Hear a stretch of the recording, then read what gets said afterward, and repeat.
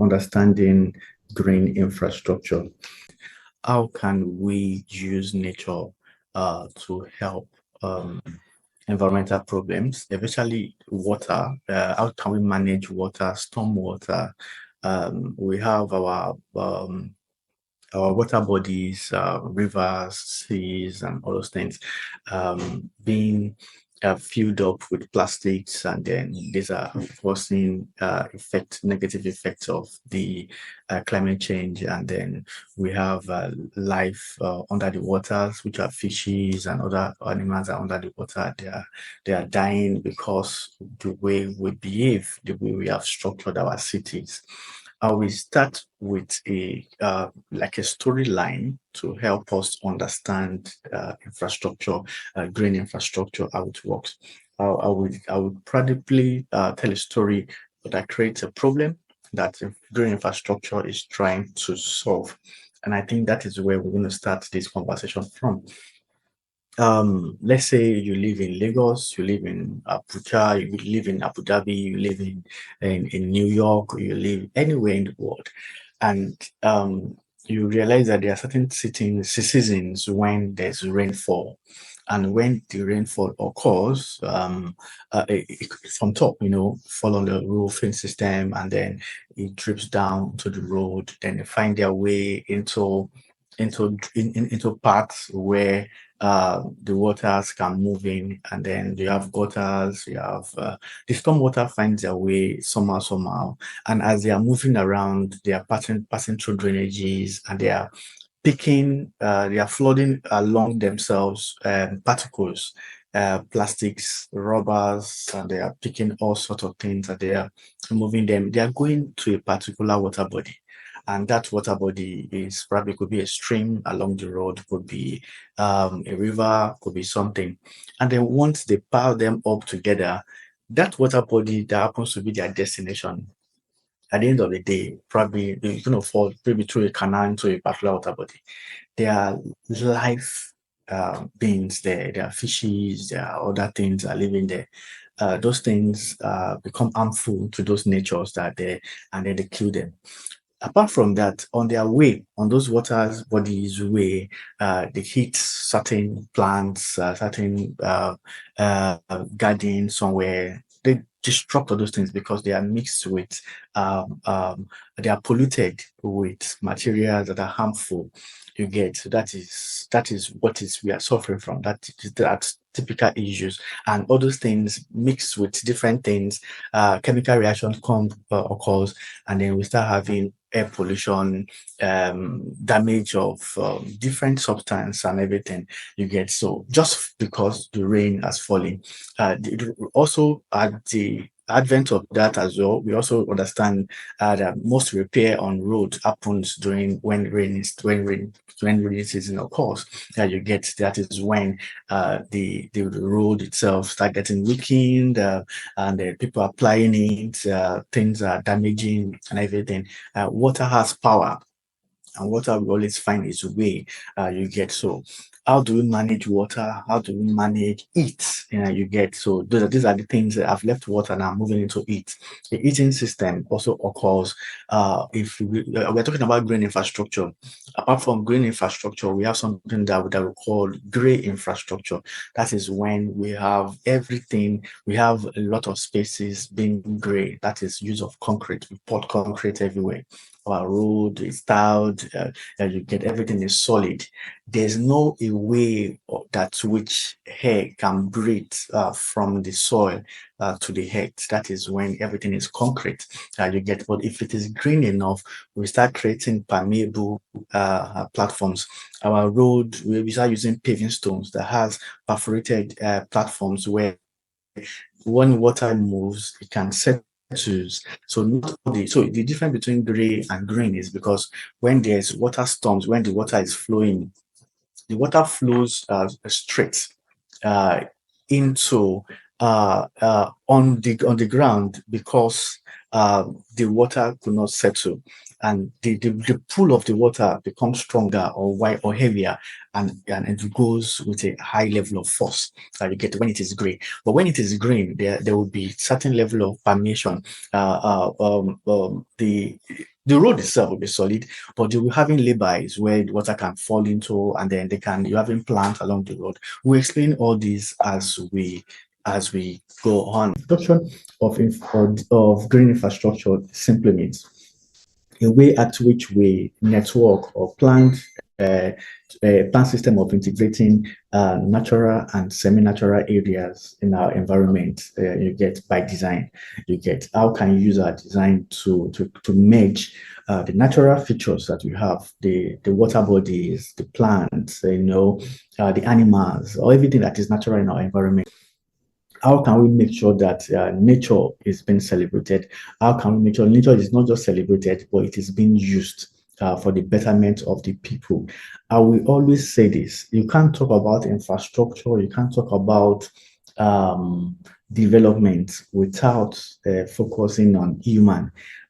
This profession or this industry or this course is human-centered. It is people-centered. Once you start every conversation in this light, with the understanding that you are doing everything to focus on the human being that are living, the human being that are driving, the human being that are working in that facility, in that space, you realize that it becomes more understandable. This approach is not only to enhance the environmental quality, but also to provide social, economic, and health benefits. That is green infrastructure. And then let us talk about the what is it called now? The principles of green infrastructure. We have a lot of principles, and we have core 6 of them. Yeah, even though we have 5 here, sustainability. Part of the principles of the very first one is sustainability. It must be sustainable, and it very first one is people-centered, and once it's people-centered, it has to be sustainable for the people.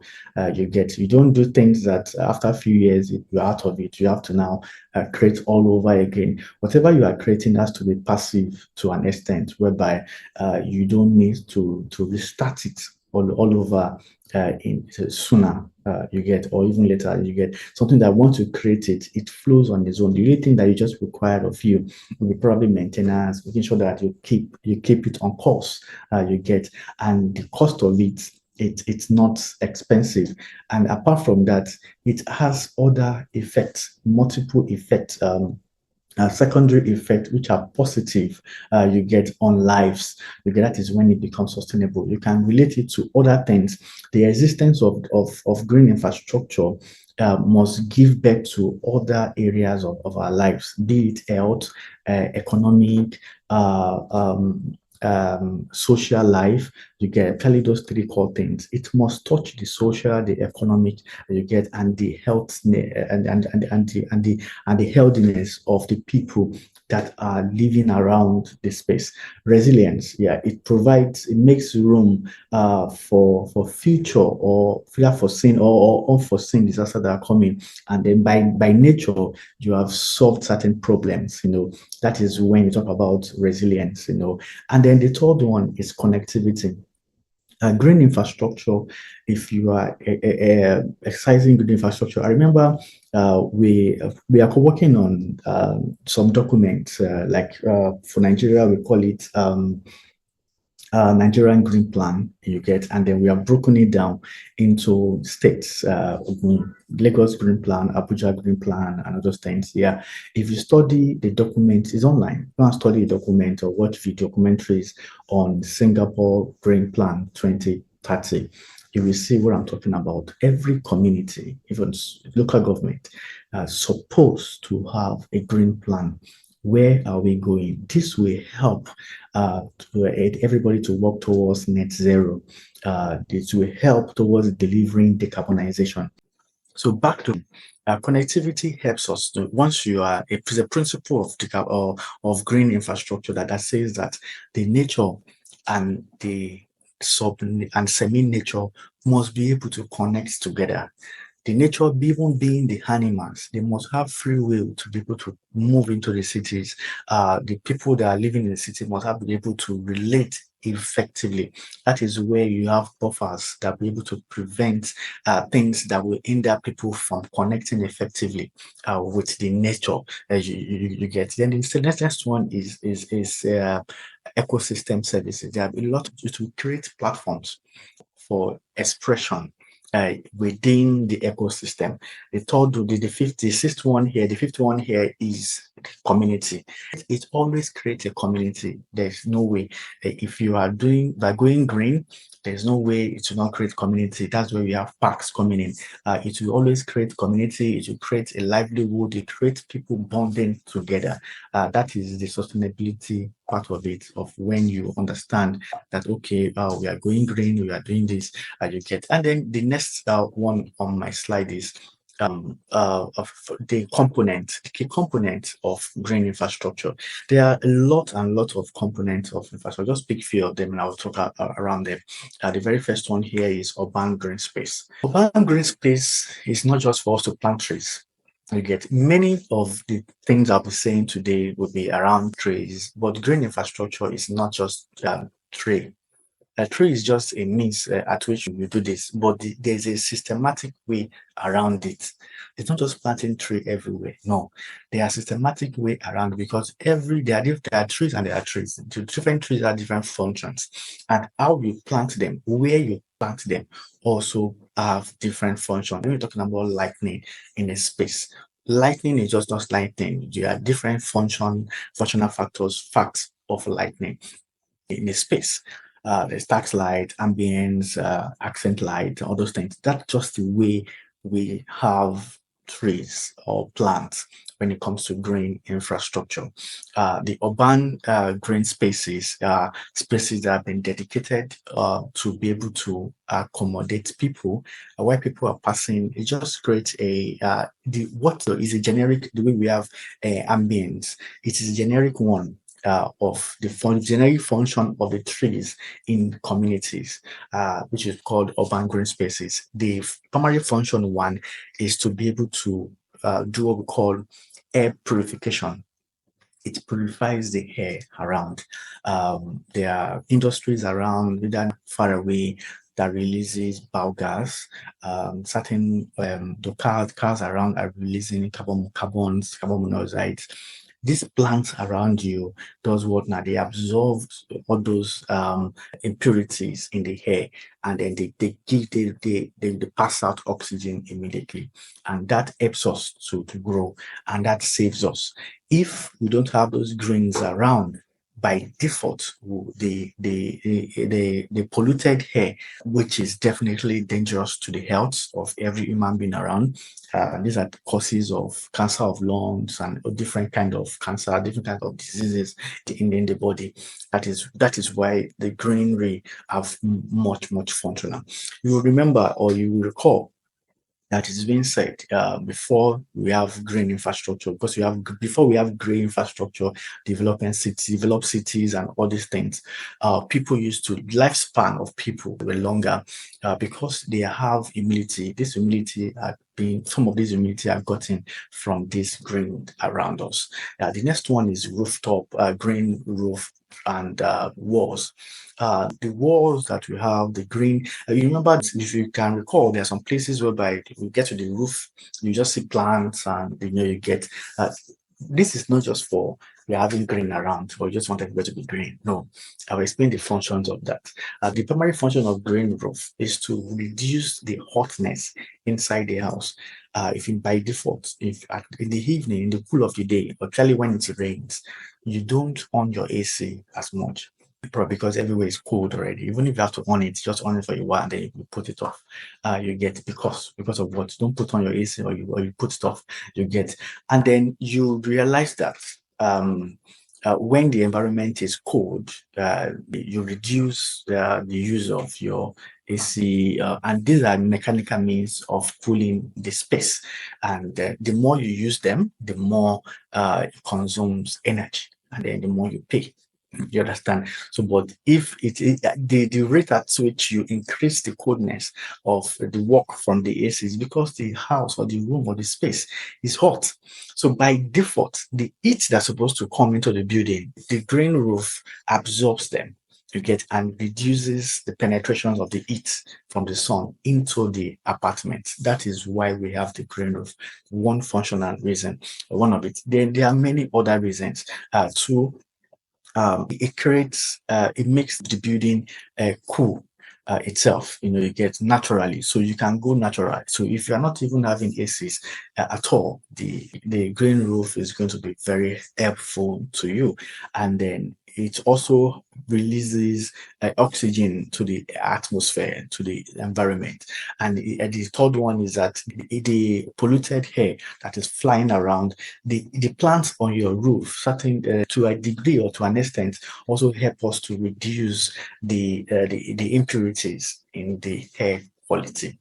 Yeah, so that is that. And then the next one is rain gardens. Rain gardens are gardens. We have them. Yeah, some are deliberate. Yeah, these are gardens whereby you put around in your compound, your facility.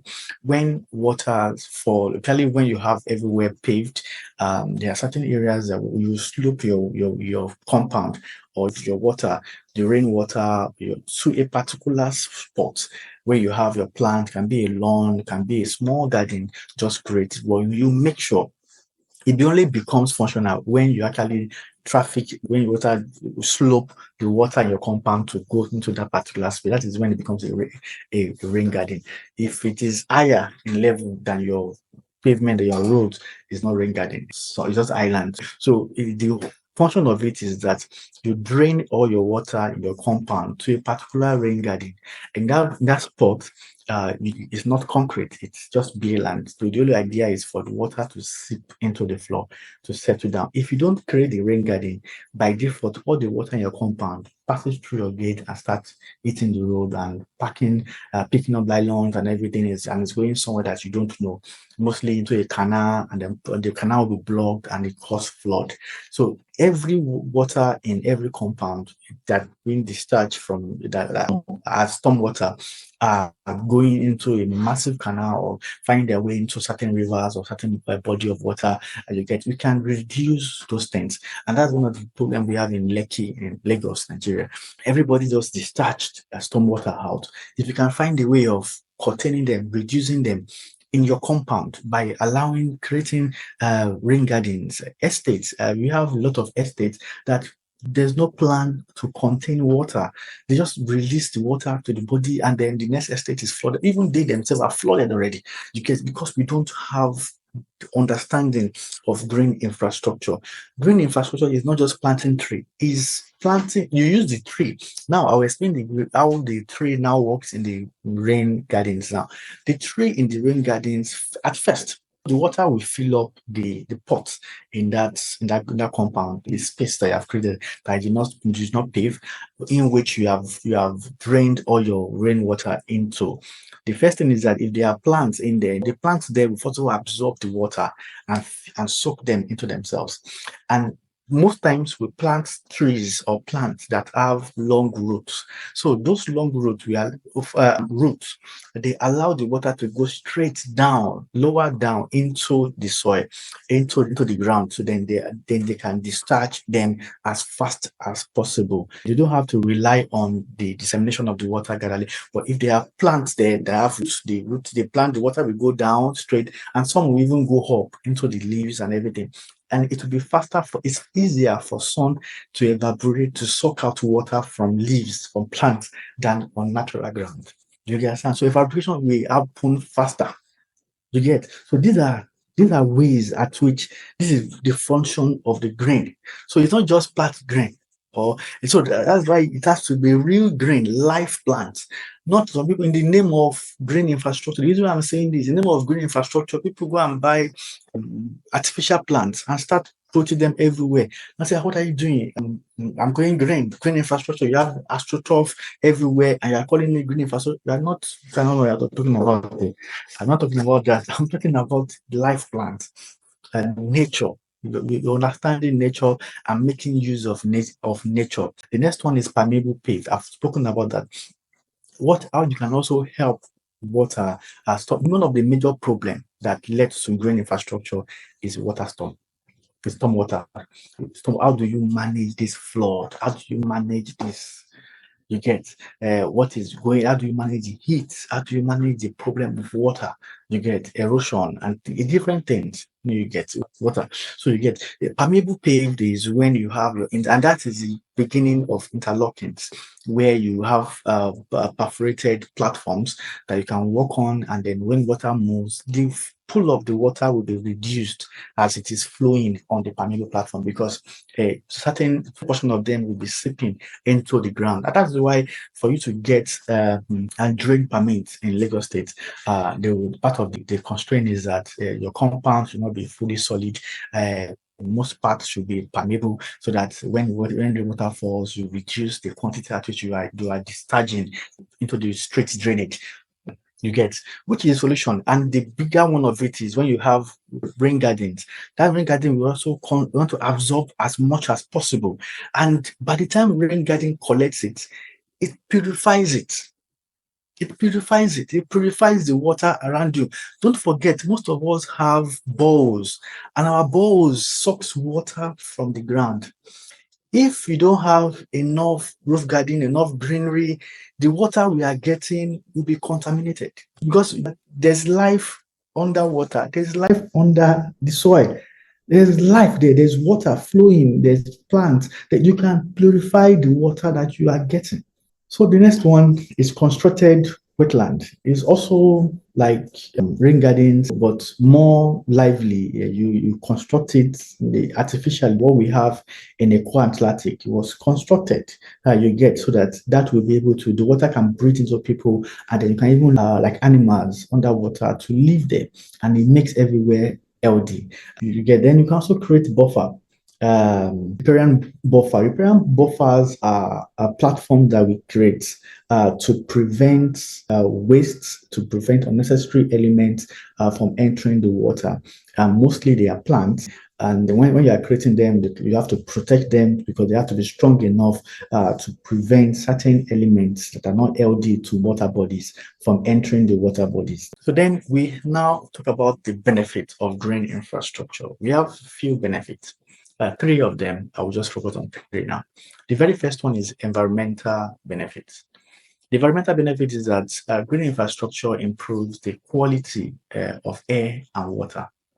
If by default, like I've mentioned, the plants will will purify the air around us, and you get, and then the water itself, if you have really green infrastructure, you realize that the water bodies are being prevented from particles, from by the way, the green infrastructure also has advocacy part. The advocacy part is when you start talking to people, please reduce the content of pollutants, particles like balloons.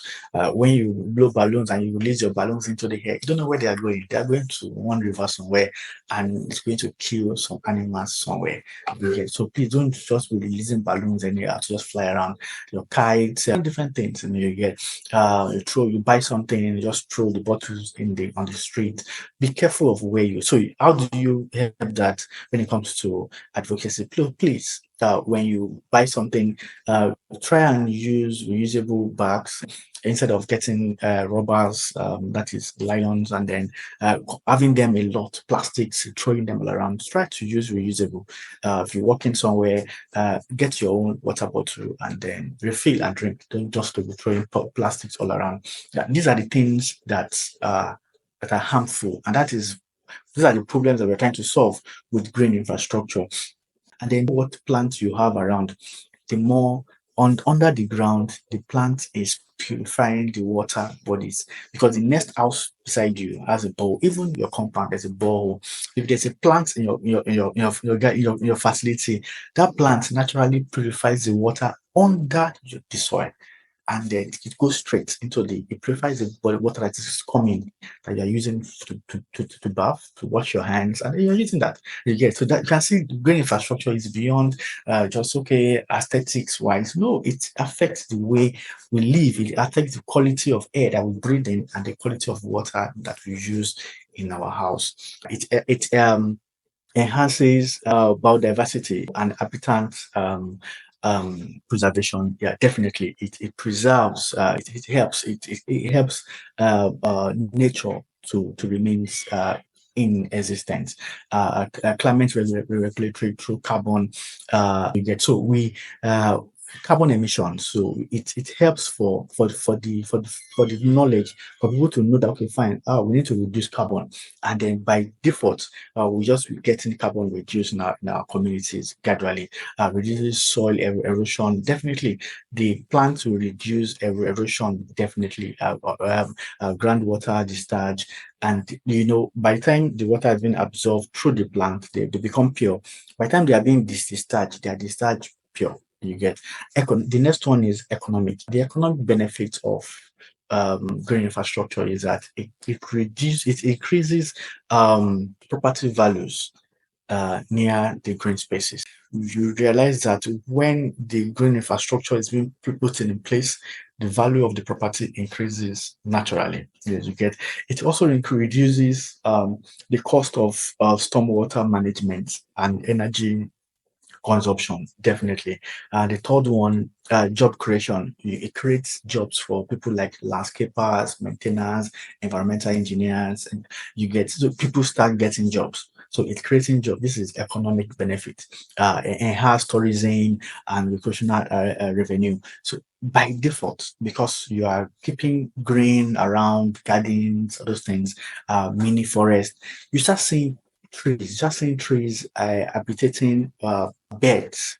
You start seeing nature coming in. You start seeing appreciating things that things are coming to life. You get, and then it leads to tourism and all those things. Yeah. The third one, which is social and health benefit, it improves mental and physical health through access to nature. Yeah, I've said it before. I can't remember which of the program of infrastructure forum where I said it.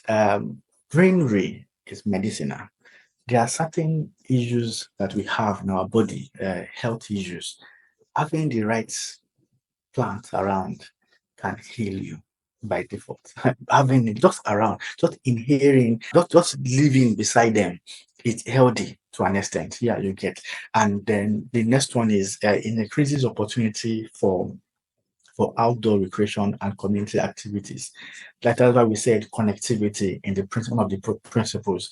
It creates platform for connectivity between people, personal interaction. You see, you have gardens, you have lawns, or people can go on picnic, and then people can live life properly.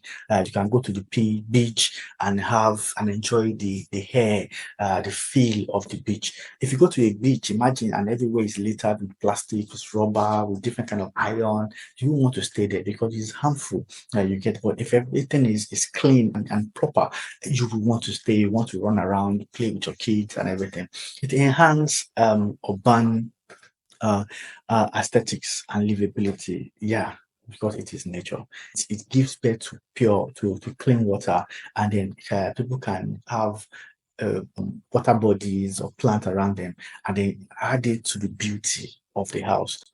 What are the solutions? How do we get this done? How do we work on this green infrastructure and make it healthy? What can we do as a person, and how can we? This first solution is to you understand what causes pollution, environmental pollution, water pollution, air pollution.